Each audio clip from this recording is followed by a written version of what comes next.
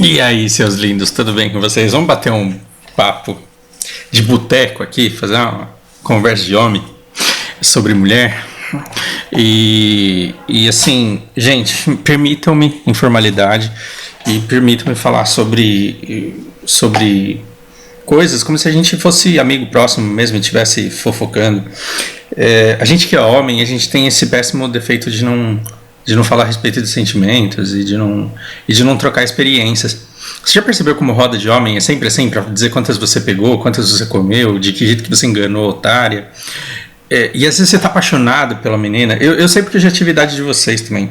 Às vezes você tá apaixonado pela menina, mas aí você vai contar e você tá besta, você tá bobo, você tá fascinado, tá todo derretido pela menina, tá sendo romântico com ela.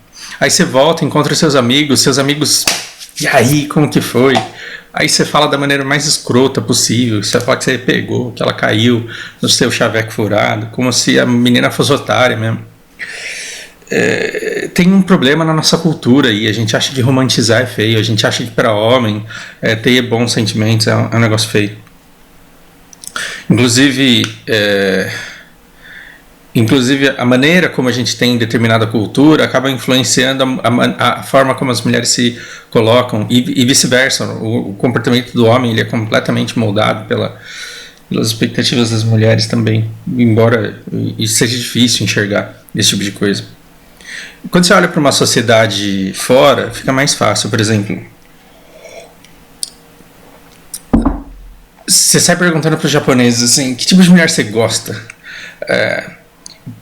E aí assim, cara, tem um monte, mas um monte de homem que fala assim, que gosta do que eles chamam lá de arropoi. O que é arropoi? É a menina que se faz de tontinha, aquela menina que se faz de tontinha porque faz ele se sentir esperto, aquela menina que se faz de estúpida, de fraca, porque faz ele se sentir forte. Cara, eu não entendo, porque assim, se você gosta de esse poi, esse arro é burro, poi é tipo, parece. O fato de você dizer que a menina é arropoi significa que ela não é de verdade, mas ela tem aquele trejeito, ela tem aquele jeitão. Então, quando você diz que você gosta de uma roupa, é que na verdade você gosta de ser enganado, você gosta de uma imagem que mente pra você. Porque na verdade você não tá interessado em conhecer a menina de verdade ali.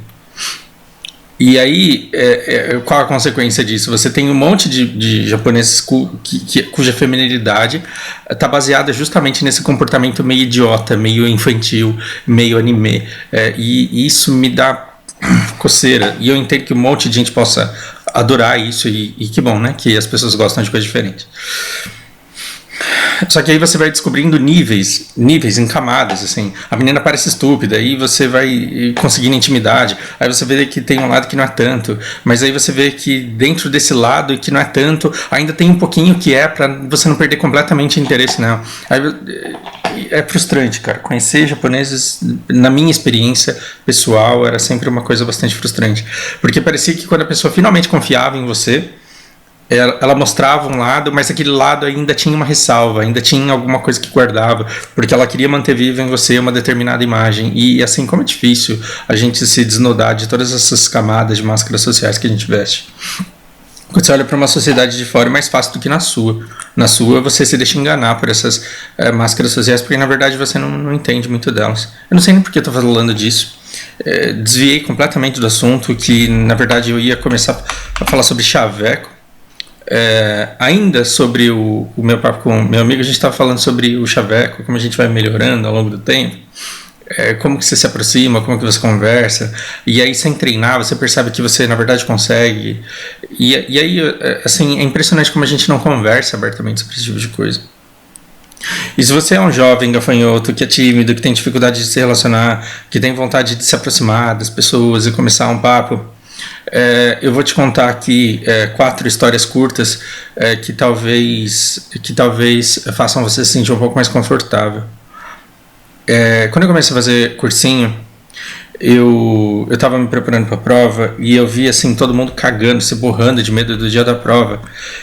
E eu lembro de na época ter tido um professor chamado Luiz, e ele falou uma coisa que até então, também eu era moleque, né? Tipo, eu tinha o quê? 18 anos.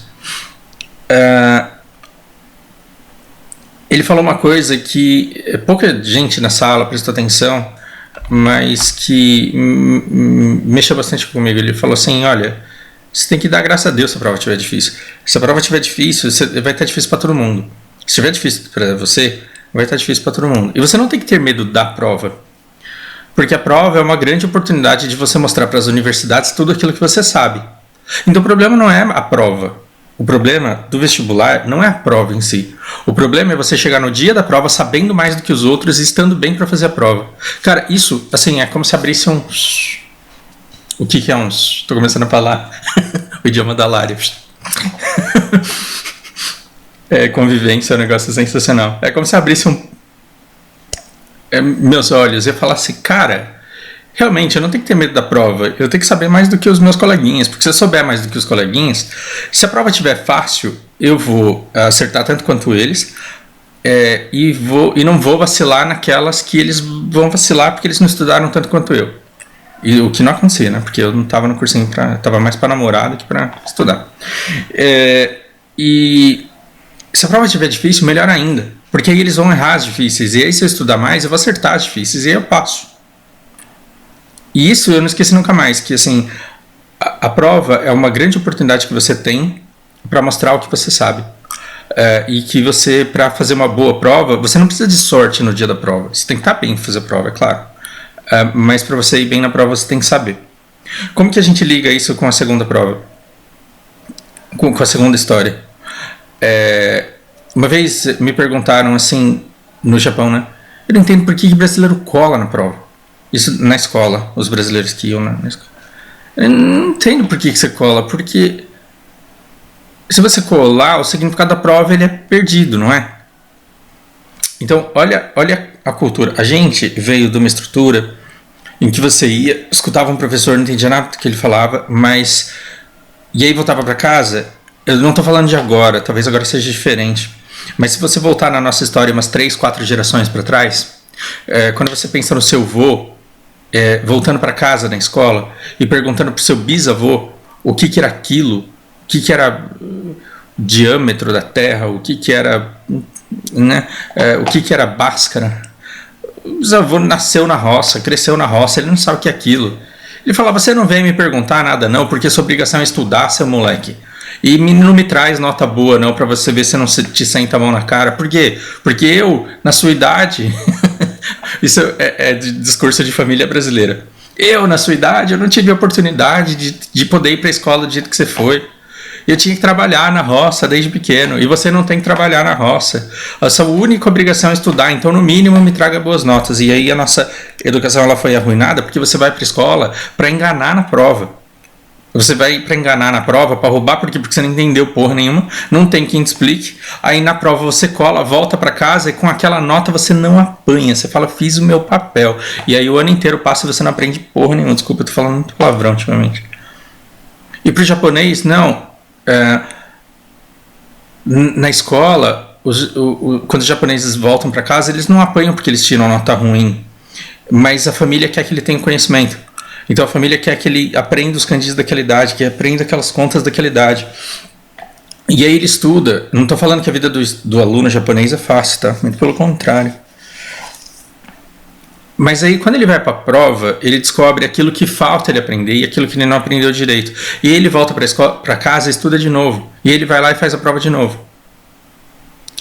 Então, assim, uma prova ela serve para dizer onde é que você não está indo bem, para você ir trabalhar aquele ponto e conseguir voltar lá e fazer de novo. E você vai fazendo de novo, de novo, de novo até passar. Então não tinha esse negócio de repetência lá.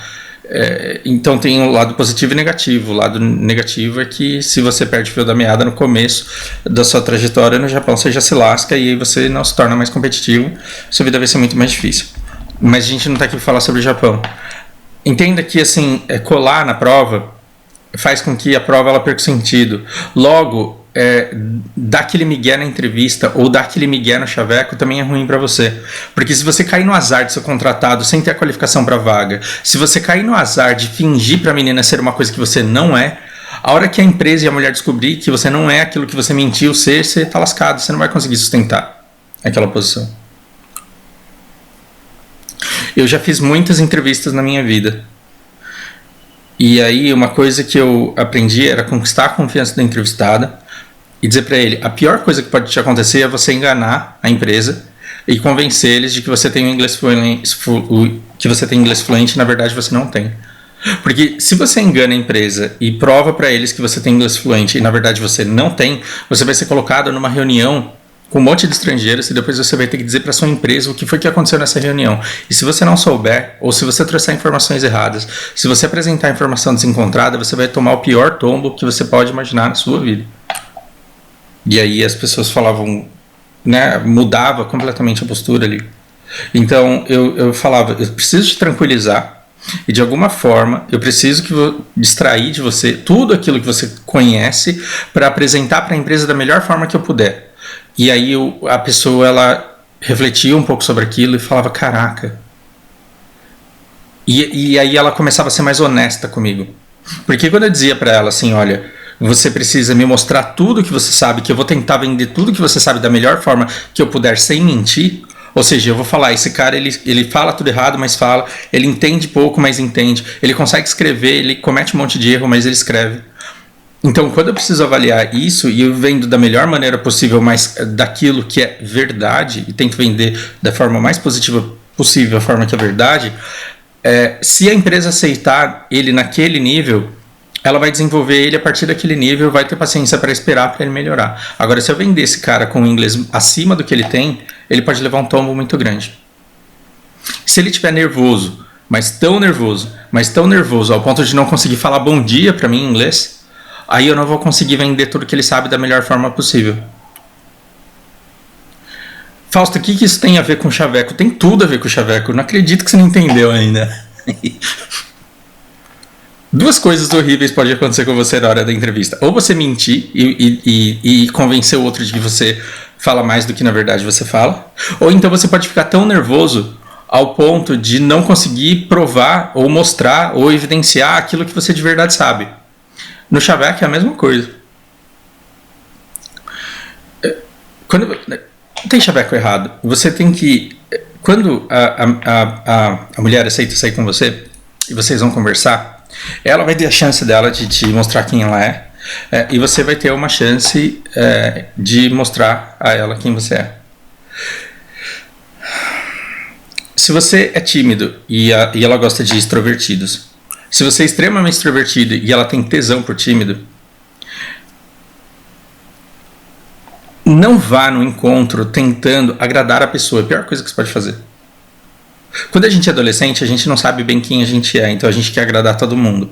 Quando a gente é adolescente, a gente ainda não se conhece bastante. Então a gente quer se moldar, arrancar um pedaço aqui, arrancar um pedaço ali, adicionar um pedaço lá, para ficar exatamente do jeito que todo mundo quer que a gente seja. E isso é uma grande perda de tempo. Uma grande perda de tempo.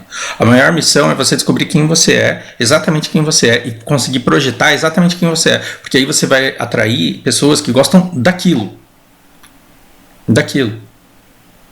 Quando eu era adolescente, eu morria de medo de passar uma imagem de timidez. Por quê? Porque eu era tímido. Então eu fingia ser extrovertido. Imagina o desastre que não era.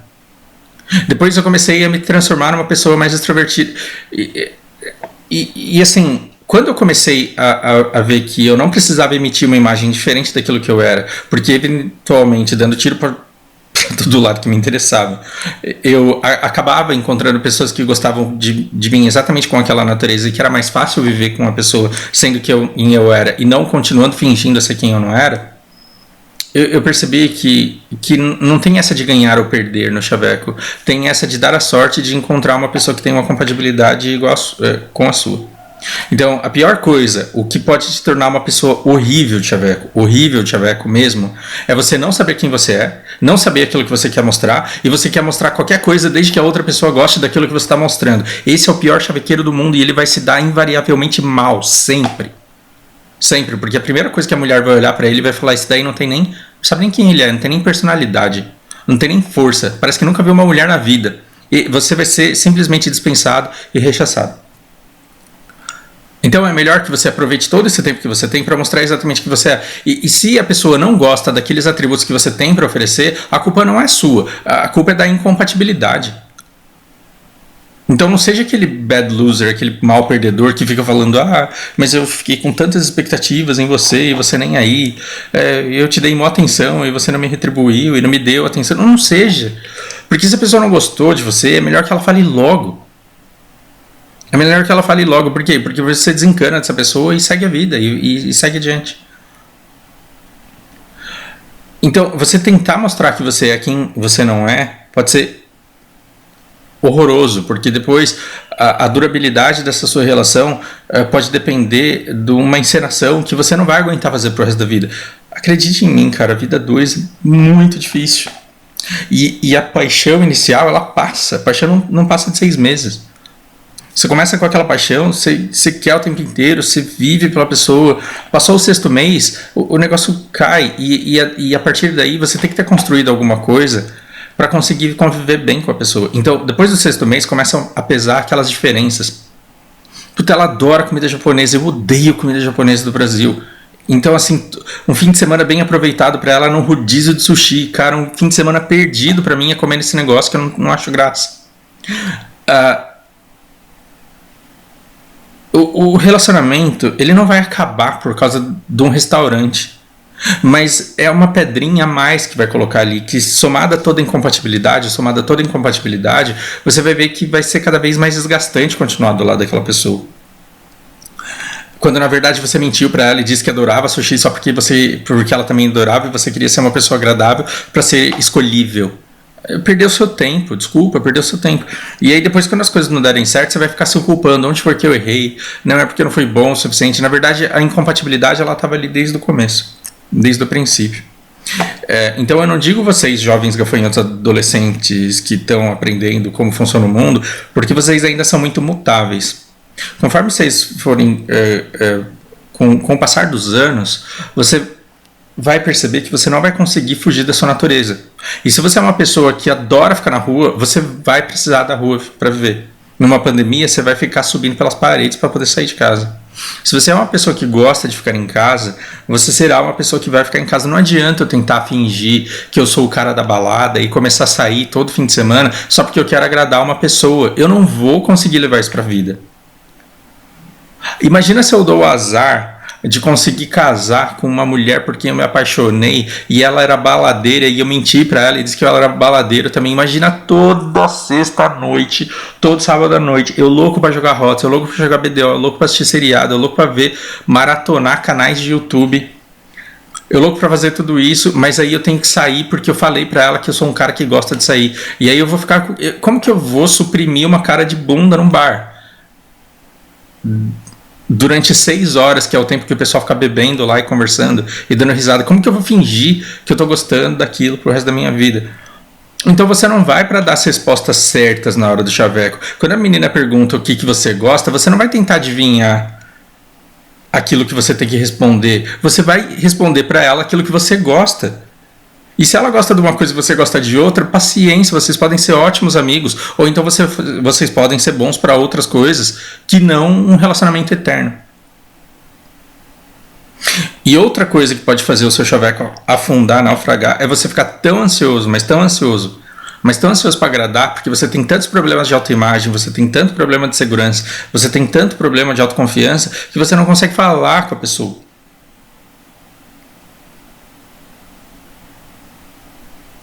A mulher, como que eu falo isso sem ser extremamente machista, mas sendo pornograficamente honesto, e não é um insulto, não trata-se de insulto.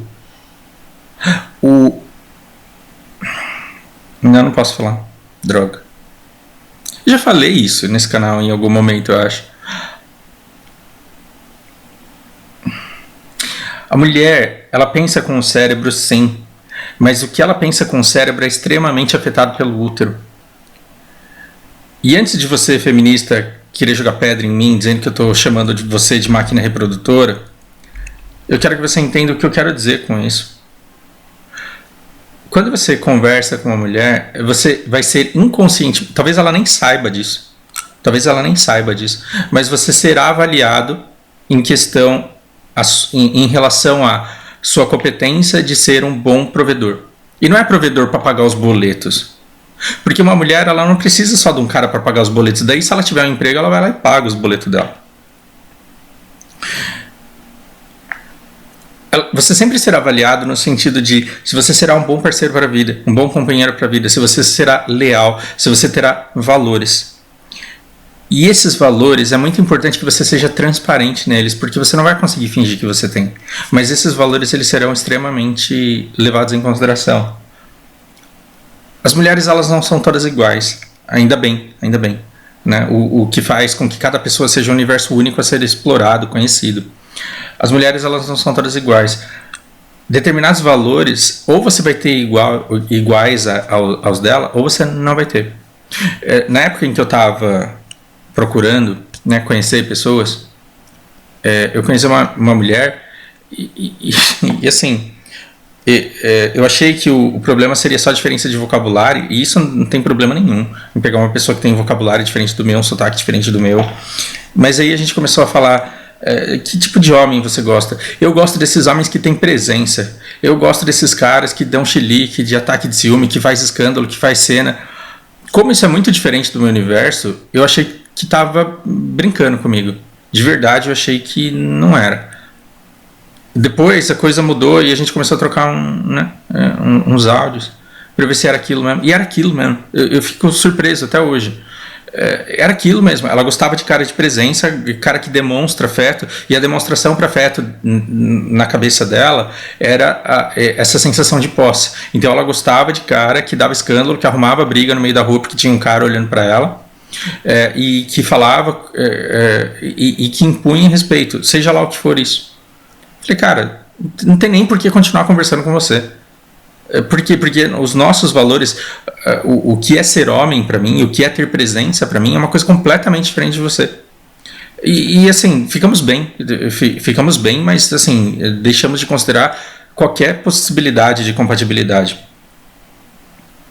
Será que não existe nenhum homem que pense exatamente do jeito que essa mulher pensa? Será que não existe nenhum homem, e não cabe a nós julgar se o cara é estúpido, se o cara é moderno, se o cara é raiz. Tem gente que tem exatamente esses mesmos valores. Então os dois, eles têm que ser transparentes na hora da conversa para ver se juntos eles rendem alguma coisa ali.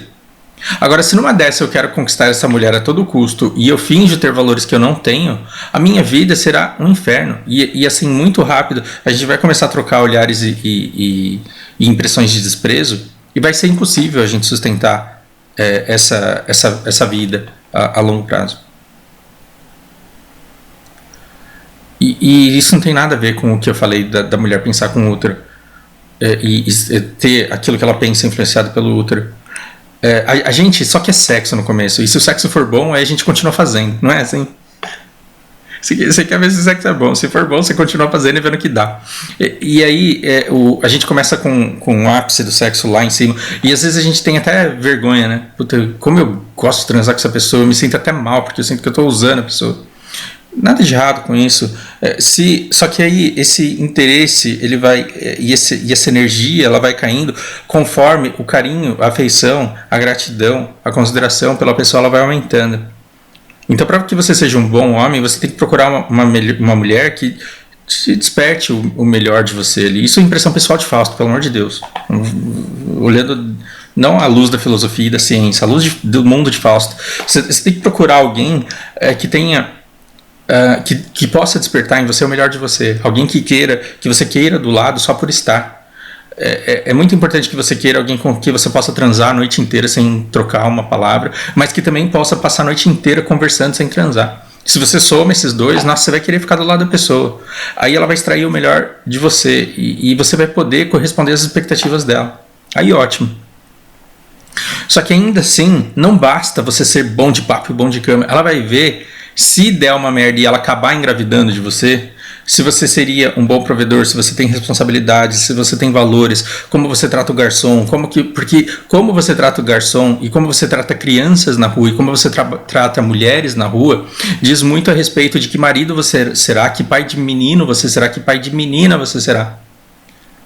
E não é que a mulher ela só pensa num cara para ser pai dos filhos dela, mas toda a transa dela tem accountability.